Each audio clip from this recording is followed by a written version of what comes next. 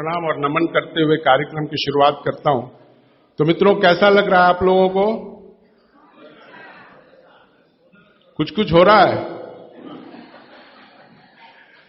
तो फिर अपनी भावनाओं को व्यक्त करते हुए पूरी तालियों की गड़गड़ाहट के साथ राजीव दीक्षित साहब को मंच पर बुलाएं।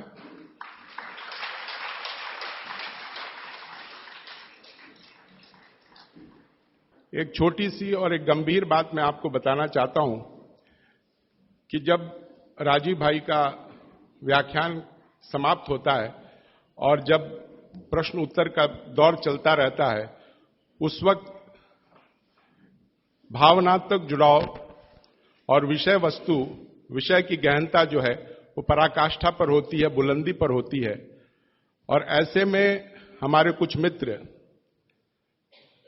अनायास बेरहमी से उठकर जाने का प्रयास करते हैं, जो उस बुलंदियों को ठेस पहुंचाती है। तो ये हमारी गुजारिश है कि जब तक ये कार्यक्रम चले, जब तक राजीव भाई नीचे नहीं उतरे, आप लोग जाने की कृपा मत करें। हम लोग एक छात्र हैं, एक बहुत ही गूढ़ और एक गहन विषय को समझने आए हैं। तो छात्रों वाले शिष्टाचार और छात्र का धर्म का निर्वाह हमें करना होगा। और इसी अपेक्षा के साथ मैं मंच राजीव भाई को सुपुर्द करता हूं। परम पूजनीय साध्वी जी, सत्य प्रभा जी, परम पूजनीय साध्वी जी, तरुण प्रभा जी, उनको मेरा सादर वंदन, कोटि कोटि वंदन। मुझे बहुत आनंद हुआ कि आज उनकी निश्रा में आपसे बात करने का, संवाद करने का समय मिलता है। मैं आपसे कल और कल के अगले एक दिन पहले और उसके एक दिन पहले 3 दिनों से जो बात कर रहा हूं, उसी बात को थोड़ा आगे बढ़ाता हूं। और आज की बात मैं आपके लिए बहुत महत्व की मानता हूं। अब तक मैंने आपसे अष्टांग हृदयम के जिन सूत्रों पर चर्चा की है, हम लोग हर एक विषय में, आप जानते हैं ना, एक थ्योरी होती है और एक प्रैक्टिकल होता है। तो अब तक आप समझिए कि मैं आपसे थ्योरी की बात कर रहा था और थोड़ी सी बात और करूंगा थ्योरी की जो बची हुई है। फिर उसके बाद आज मैं आपसे कुछ प्रैक्टिकल बात भी करूंगा। अगर मैं एक और भाषा में बात करूं तो आप में से कोई लोग अगर वकालत के पेशे में हो, वकील हो, तो आप जानते हैं कि कोर्ट कोई फैसला सुनाता है, जजमेंट देता है, तो उसका एक ऑपरेटिव पार्ट होता है, फंक्शनल ऑपरेटिव पार्ट। वो अब शुरू होगा आज से, ऐसा आप कह सकते हैं। Please mobile phone switch off कर दीजिए। साध्वी जी आज हमारे बीच में है, आप इस बात के लिए आज छूट नहीं ले सकते। तो अब तक मैंने आपसे जो कहा है वो सूत्र रूप में थोड़ा सा सिद्धांतिक बातें, लेकिन सरल भाषा में विज्ञान के साथ पेश करने की कोशिश की, समझाने की कोशिश की। आज कुछ ऐसी बातें जो दैनिक जीवन में आप प्रयोग करें। इन सूत्रों का प्रयोग तो करना ही है, इसके लिए तो कोई विकल्प नहीं है। लेकिन इन सूत्रों के आधार पर आगे भी बहुत कुछ है जो भागवत जी ने कहा है। साध्वी जी चूंकि यहां पर हैं, तो उनकी जानकारी के लिए एक छोटी सी बात जो आपके लिए पुरानी लगेगी, शायद उनके लिए नई होगी। और मैं उनको इसलिए भी ये कहना चाहता हूं कि वो अपने व्याख्यानों में हर बार ये बातें सैकड़ों लोगों तक कह सकती हैं। साध्वी जी, यहां पर हम लोग बात कर रहे हैं 3500 साल पहले भारत में एक महान व्यक्ति हुए। उनका नाम था महर्षि बागभट्ट। उनकी लिखी हुई 2 शास्त्रीय पुस्तकों पर हम चर्चा कर रहे हैं। एक उनकी पुस्तक है अष्टांग हृदयम, दूसरी पुस्तक है उनकी अष्टांग संग्रहम। ये दोनों पुस्तकों में महर्षि बागभट्ट ने 7000 सूत्र लिखे हैं, संस्कृत में लिखे हैं। ये सूत्र हमारे जीवन से जुड़े हुए हैं। हमारे अपने जीवन में हमें स्वस्थ रहना है, निरोगी रहना है, तो इन स्वस्थ और निरोगी रहने के लिए क्या क्या करना चाहिए, ये सूत्र भागवत जी ने लिखे हैं। भागवत जी महर्षि चरक के शिष्य थे। चरक ऋषि का नाम हम सब जानते हैं। चरक ऋषि के वो शिष्य थे और सबसे बेहतरीन शिष्यों में उनकी गिनती होती है, सबसे इंटेलिजेंट माने जाते हैं। चरक ऋषि ने जितना शोध कार्य किया, भागवत जी ने उससे भी ज्यादा किया। 135 वर्ष उनकी आयु रही। 135 वर्ष में लगभग आप समझ लीजिए 18 वर्ष छोड़कर, 18 वर्ष वो ये कहते हैं कि मैं प्राथमिक अध्ययन करता रहा, तो 18 वर्ष छोड़कर बाकी सारे वर्ष उन्होंने बहुत गहन अध्ययन में लगाए। और उन्होंने कोई एक सूत्र लिखा तो उस पर कम से कम 50 से ज्यादा उठता है, तभी मन दीप्त होता है जब आप इस स्थिति में बैठे। और इसका जठर पर सीधे असर है, और ये असर आप अगर महसूस करना चाहते हैं तो जमीन पे बैठ के ही खाएं। और वो ये कहते हैं कि भोजन की जो थाली है वो आप बैठे उससे थोड़ा ऊपर रहे, माने पट्टा रख के या स्टूल रख के थाली उस पर ऐसे बैठ के खाएं। भागवत जी ने और एक बात कही है कि सबसे अच्छा तो ये है सुखासन, जिसमें आप बैठकर खाना खाएं। वो कहते हैं और एक आसन है जिसमें आप खाना खा सकते हैं, बाकी किसी में भी नहीं। वो गाय का दूध जब निकालते हैं ना, कैसे बैठते हैं, बस उस स्थिति में भी आप खाना खा सकते हैं, उकड़ू। गाय दूध निकालने का जो स्थिति है बैठने का, उस स्थिति में बैठ के आप खाना खा सकते हैं, लेकिन वो आपके लिए नहीं है। इसको ध्यान से सुन लीजिए, क्योंकि आगे उन्होंने एक वाक्य लिख दिया कि जो शरीर श्रम ज्यादा करते हैं, जो शरीर श्रम ज्यादा करते हैं, जैसे किसान, जैसे हमारे कारीगर मजदूर, उनके लिए उकड़ू बैठकर खाना खाना सबसे अच्छा। खाते भी हैं, माने वो चेले हैं सब बागभट्ट के। और आप जो शरीर श्रम कम करते हैं, आपके लिए इस आसन में बैठकर खाना खाना अच्छा। अब आप आज से एक ऑब्जर्वेशन कर लीजिए कि जितने लोग इस बात से परेशान हैं कि उनका पेट आगे निकल आया है, वो इस आसन में बैठ के खाना खाना शुरू कर दें और 3 महीने के बाद फिर देखें तो उनका पेट पहले से कम ही होगा, आगे नहीं आएगा। और ये जो डाइनिंग टेबल पे बैठ के खाना खाएंगे, पेट आगे निकलता ही जाएगा, क्योंकि कुर्सी आपके लिए बनी नहीं है, ये अंग्रेजों के लिए बनी है। अंग्रेजों के लिए कुर्सी इसलिए बनी है कि ठंड बहुत है ना, तो जॉइंट्स कड़क रहते हैं उनके, सभी जॉइंट्स कड़क होंगे, कठोरता आएगी। आपके यहां गर्मी बहुत है तो आपके जॉइंट्स में फ्लेक्सिबिलिटी है, तो आप आसानी से जमीन पर बैठ सकते हैं। कोई अंग्रेज नहीं बैठ सकता जैसे मैं बैठा हूं, अमरीकी नहीं बैठ सकता, क्योंकि घुटने कड़क हैं, हिप जॉइंट्स कड़क हैं, बैठने में तकलीफ है। तो उन्होंने अपनी तकलीफ को कम करने के लिए कुर्सी का आविष्कार किया है। आधे तो बैठे, पूरे नहीं बैठ सकते, तो वो आपके लिए नहीं है कुर्सी, ये अंग्रेजों की देन है। तो मेरी आपको विनती है कि डाइनिंग टेबल पे खाना ना खाएं। तो आप कहेंगे जी ले लिया तो बहुत सारा कचरा भर रखा है आपने घर में, क्या करेंगे उसका? हमको हिंदुस्तानियों को पिछले 60-70 साल में या 100 साल में एक गजब बीमारी हुई है, दुनिया भर का कचरा घर में लाके रखना। हाँ, ये इतनी खराब बीमारी आई है हमको कि बिना सोचे बिना समझे कचरा ला के घर में रखना। रसोइयों में मैं घरों में जाता हूं ना, टीन टपरे के इतने डब्बे होते हैं, खाली हैं, फेंकेंगे नहीं, संभाल के संभाल के संभाल के, कब काम आएंगे मालूम नहीं, लेकिन वो भरते ही जाते हैं, भरते ही जाते हैं। रसोई में इतने डिब्बे डब्बियां हैं, काम के शायद उसमें आधे भी नहीं है, लेकिन रखा हुआ है। पता नहीं कचरे से इतना मोह क्यों है। जो बाहर फेंकना चाहिए वो घर में सजा सजा के रखा हुआ है।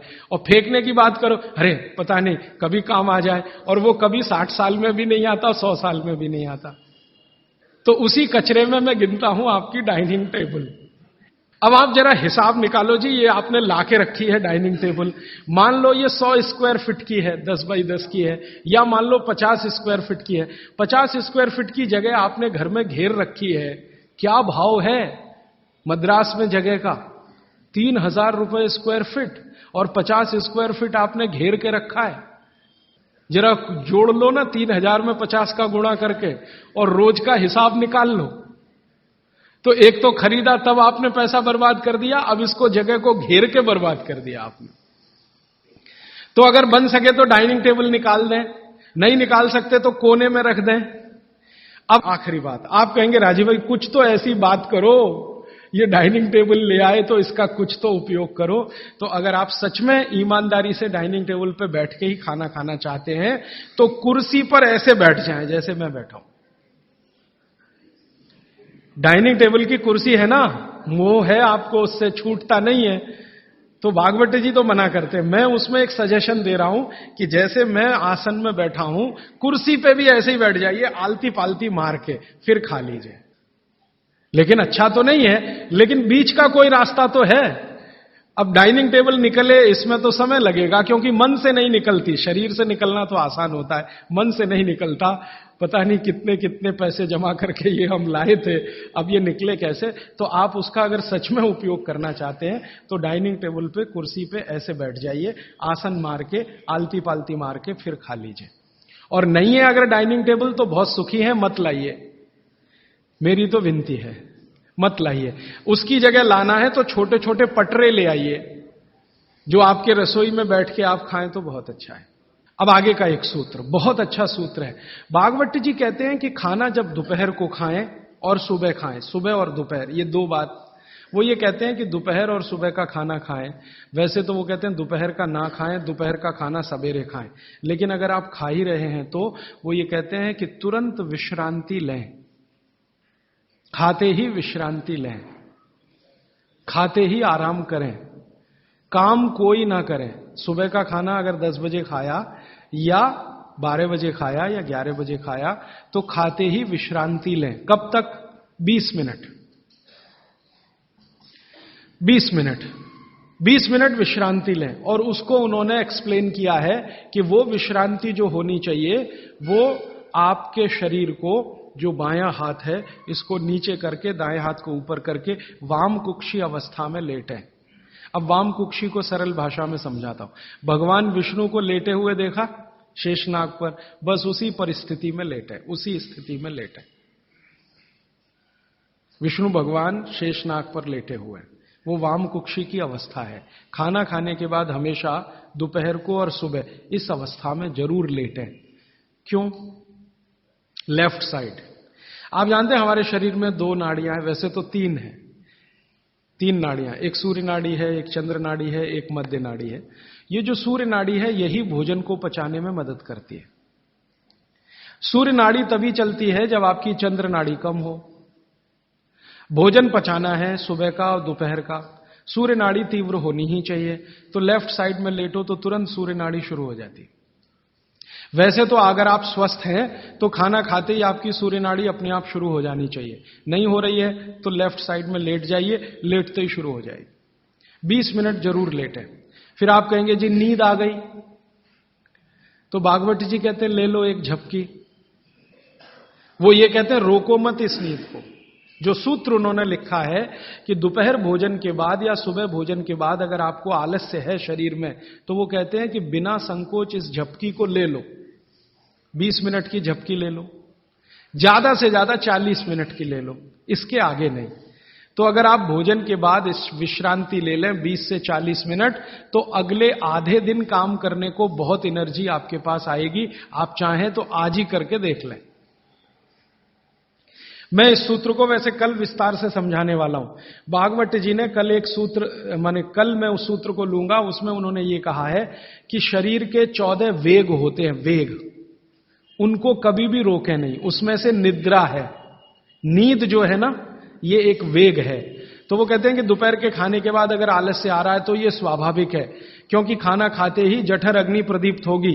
अग्नि प्रदीप्त होने के लिए मैंने आपसे कल समझाया था ना, ब्लड की जरूरत पड़ेगी। तो सारे शरीर का खून पेट में रहता है जब तक खाना पचता है, तो बाकी अंगों को खून की कमी है तो प्रेशर बढ़ेगा। सारा खून एक जगह आएगा तो दूसरे अंगों पे तकलीफ आएगी कि नहीं? तो ब्रेन को प्रेशर आता है, तो ब्रेन रिलैक्स होना चाहता है, इसलिए भोजन के बाद आपको सुस्ती आएगी ही। ये प्रकृति का नियम है। तो आप न्यूनतम करें ही, ज्यादा से ज्यादा अगर आप कर सकें, समय समय पे वज्रासन में बैठते रहें, तो शरीर की बहुत सारी क्रियाएं एकदम दुरुस्त रहती। ये 3 सूत्र हुए, और एक चौथा सूत्र बता देता हूं।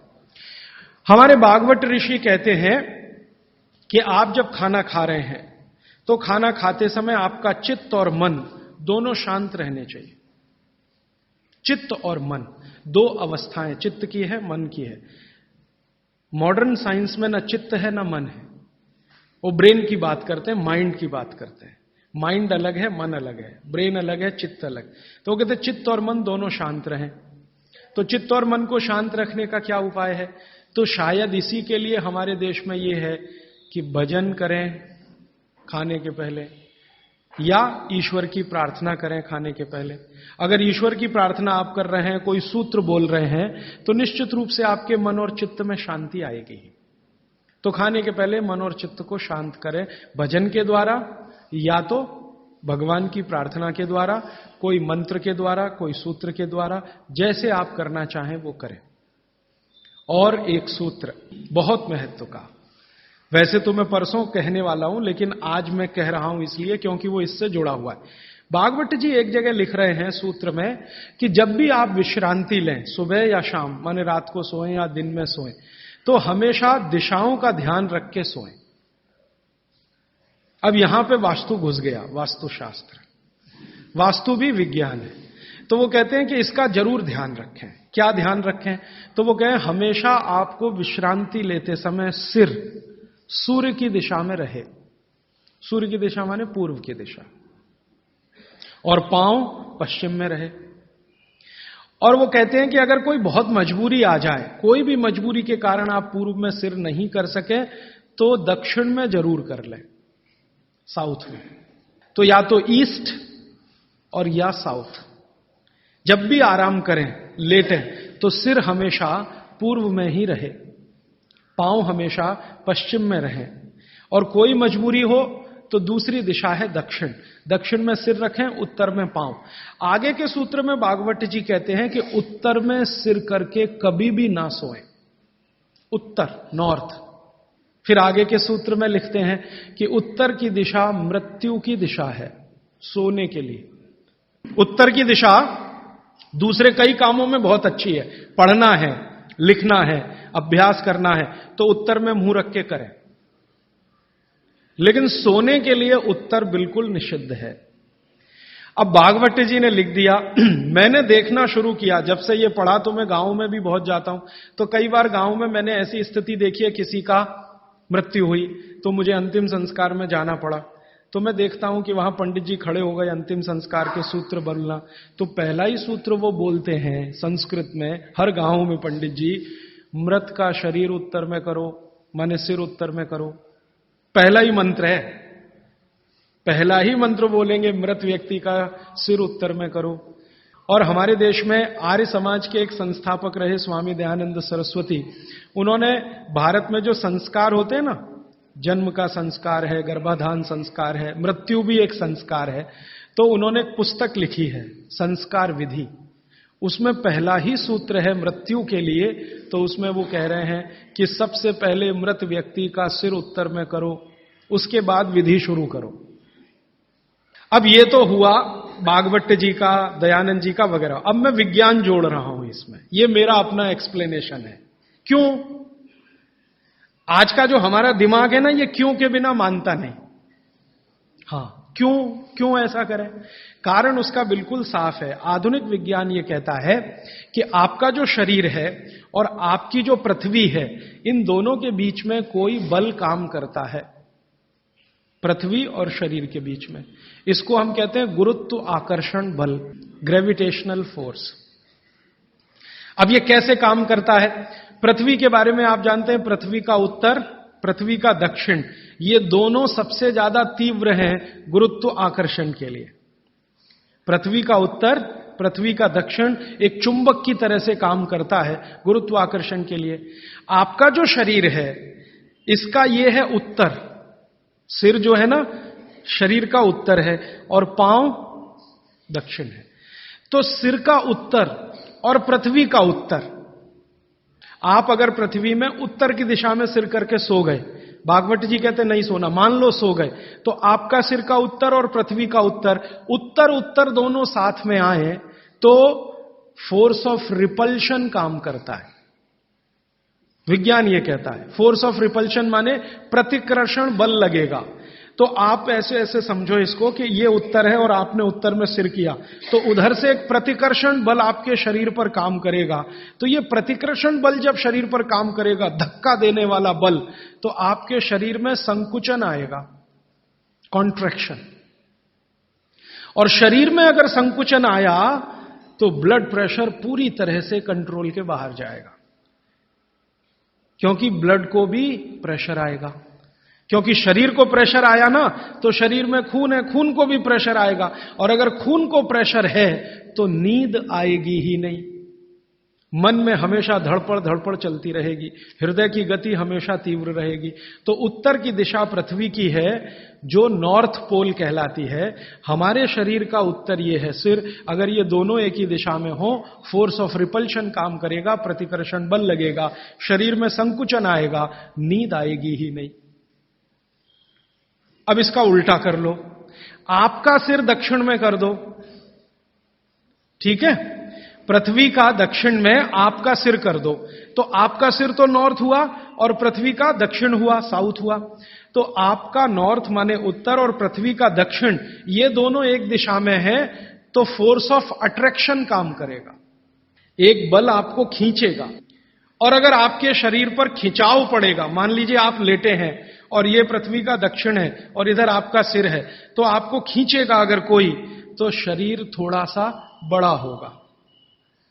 जैसे रबर खिंचती है ना, इलास्टिसिटी, ऐसे ही शरीर में थोड़ा सा बढ़ाव आएगा। जैसे ही शरीर थोड़ा सा बढ़ा तो बॉडी में रिलैक्सेशन आ गया।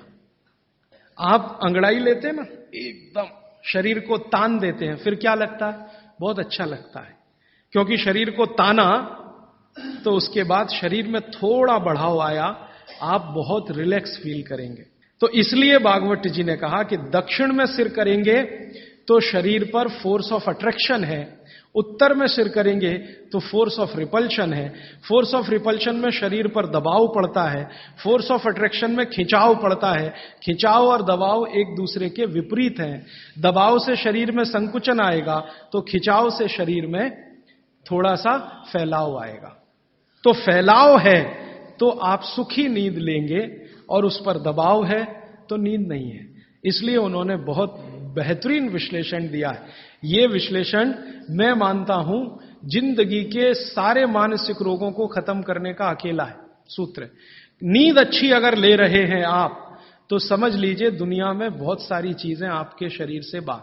भोजन अच्छा है, नींद अच्छी है, और क्या चाहिए? तो आप नींद अच्छी लें, ब्रेन हमेशा आपका फोर्स ऑफ अट्रैक्शन पे रहे, इसके लिए दक्षिण में सिर करके सोना बहुत अच्छा, और नहीं तो पूर्व में करना।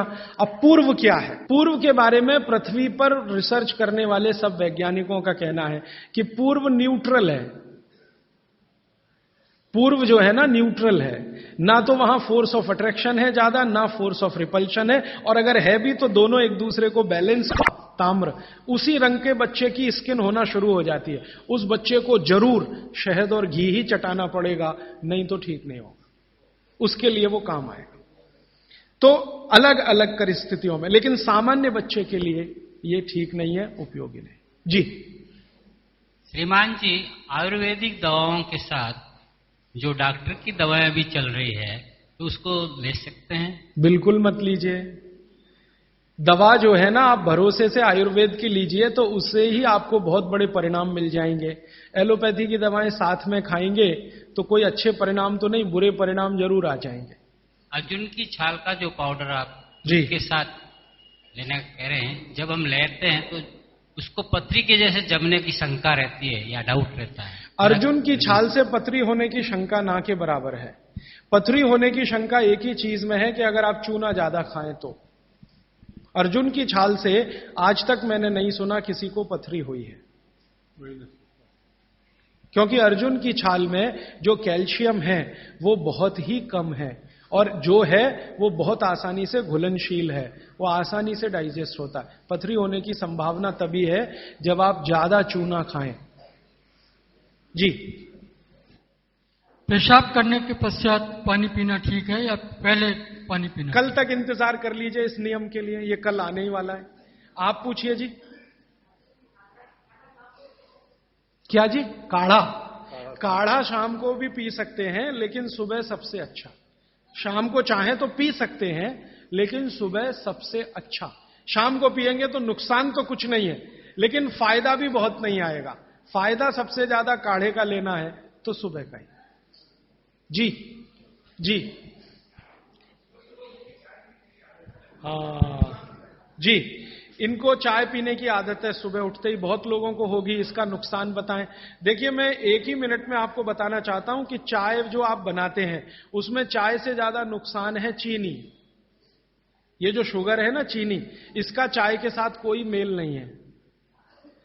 अगर आप चाय पी रहे हैं, मैं से तो मत पिए, क्योंकि आपकी तासीर के अनुकूल नहीं है। चाय के जो केमिकल है ना, भारत के लिए उपयोगी नहीं है, भारत में रहने वाले लोगों के लिए। यूरोप और अमेरिका के लिए बहुत अच्छी है यही चाय, हमारे लिए वो जहर है। कॉफी तो और भी ज्यादा, गर्म देशों में चाय कॉफी अच्छी नहीं है। फिर भी अगर आप पी रहे हैं, आप मानते हैं कि खराब है, लेकिन क्या करें, आदत से मजबूर है, तो मैं एक तरीका बता देता हूं। वो तरीका ये है कि चीनी की जगह गुड़ की चाय पी लीजिए। क्यों पी लीजिए वो समझिए। गुड़ जो है ना क्षारीय है और चीनी है ना अम्लीय है। चीनी जब डिसइंटीग्रेट होती है तो उसके जो अंतिम परिणाम है वो एक एसिड के रूप में ही है, और गुड़ जब डिसइंटीग्रेट होता है तो उसका अंतिम परिणाम है वो क्षार के रूप में है। आपके पेट में अम्ल वैसे ही बहुत है और सुबह सुबह तो ज्यादा ही होता है, और उस समय अम्ल वाली चाय और पिए जो चीनी मिलाई हुई है, तो ये एसिडिटी ही बढ़ाएगी आपकी। तो बेहतर है कि आप चाय पिए तो गुड़ वाली पिए। अब गुड़ वाली चाय जब पिएंगे तो दूध नहीं डाल सकते उसमें, क्योंकि दूध फट जाएगा गुड़ से, क्योंकि दूध और गुड़ की दोस्ती नहीं है। तो फिर बिना दूध की चाय पिए। तो आप काली चाय पिए, गुड़ डाल के पिए। और मेरी छोटी सी एक बात अगर मान लें कि अगर काली चाय गुड़ डालकर आप पी रहे हैं तो थोड़ा सा नींबू का रस डालें तो न्यूट्रलाइज होगी ये। नींबू का रस एसिडिक है, गुड़ जो है ना क्षारीय है, तो गुड़ मिलाई हुई चाय को अगर न्यूट्रल करना है तो थोड़ा नींबू डालकर नींबू की चाय पिए। ठीक है, ऐसा कर। लेकिन इसको पीने से पहले पानी जरूर पिए, वो नियम ना भूलें जी। हां, इसलिए मैंने बोला कि गुड़ में जो है ना क्षार है और नींबू जो है एसिडिक है, तो क्षार अम्ल मिले तो न्यूट्रल होगा, तो न्यूट्रल चाय हो जाएगी जब आप पिएंगे। मैं नहीं चाहता कि क्षारीय तत्व भी ज्यादा जाए आपके पेट में, क्योंकि क्षार भी नुकसान करता है। तो गुड़ डाल दिया तो क्षारपन आया चाय में, तो थोड़ा 2-3 बूंद नींबू के रस की डालिए तो फिर न्यूट्रल हो जाएगा, वो आप पिए। तो जीवन भर आप बिना किसी दुख और तकलीफ के पी सकेंगे उसको। और अगर आपको बन पाए तो हरे पत्ते की चाय ही पिए। ये जो चाय आती है ना बाजार में, टी डस्ट, ये आप में से किसी के लिए भी अच्छी नहीं है। आपको अगर पत्ते वाली, हरे पत्ते वाली चाय मिल रही है तो वो कम से कम इतना जरूर फायदा है कि वो एंटीऑक्सीडेंटल प्रॉपर्टी वाली है, क्योंकि हरे पत्ते को सीधे निकालकर सुखाकर आप बना रहे हैं। तो वो इससे बेहतर है जो चूरे वाली चाय आप पी रहे हैं, थोड़ी बेहतर है जी। कई देशों में हमने देखा है कि भोजन लेते समय वज्रासन में बैठ के भोजन लेते हैं। तो ईस्टर्न कंट्रीज में करते हैं, इंडोनेशिया में, मलेशिया में, थोड़ा सा मंगोलिया में जाएं तो वहां भी करते हैं। वज्रासन में बैठकर वो लोग भोजन कर सकते हैं, आपके लिए उतना अनुकूल नहीं है, क्योंकि आपको भोजन के बाद वज्रासन करना अनुकूल है। भोजन करते समय आपके लिए सुखासन या उकड़ू बैठकर आसन वही अनुकूल है। अब ये क्यों है, एक दिन रुक जाइए, परसों मैं एक्सप्लेन करने ही वाला हूं। और मैंने ये भी नोटिस किया है कि यहाँ के लोग भोजन लेने के बाद शहद लेना वाजिब समझते हैं, इसलिए क्योंकि डाइजेशन में हेल्प करता है। लीजिए ना, मैंने मना नहीं किया, लेकिन जैन दर्शन का पालन अगर आप कर रहे हैं तो मत लीजिए। और अगर आप जैन दर्शन में पालन नहीं कर रहे हैं अपने जीवन को, तो आप शहद लेने के लिए स्वतंत्र हैं। जैन दर्शन में है तो मैं स्ट्रिक्टली बोलूंगा ना करें, क्योंकि उसमें हिंसा और अहिंसा की बात आएगी। शहद जो है ना जीव राशियों का समूह है, और बड़ी मक्खी के शहद में ज्यादा जीव राशियां। पानी कितना लेना चाहिए ये सबके लिए अलग अलग है, तो इसका सूत्र बता देता हूं। हर व्यक्ति को कितना पानी पीना चाहिए, आप अपना वजन करिए। वजन अगर 60 किलो वजन है तो 10 से भाग दीजिए इसमें, तो 6 आएगा, और 2 घटा दीजिए, तो आप 24 घंटे में 4 लीटर पानी पी सकते हैं। अगर 70 किलो वजन है तो 10 से भाग दीजिए, 7 आएगा, 2 घटा दीजिए, तो 5 लीटर पूरे 24 घंटे में पानी पी सकते हैं। किसी का वजन 40 किलो है, 10 से भाग दीजिए, 4 आएगा, 2 घटा दीजिए, 2 लीटर पानी पूरे दिन में पी सकते। हर व्यक्ति अपने वजन के हिसाब से पानी तय कर ले, जितना वजन 10 का भाग और 2 घटाना।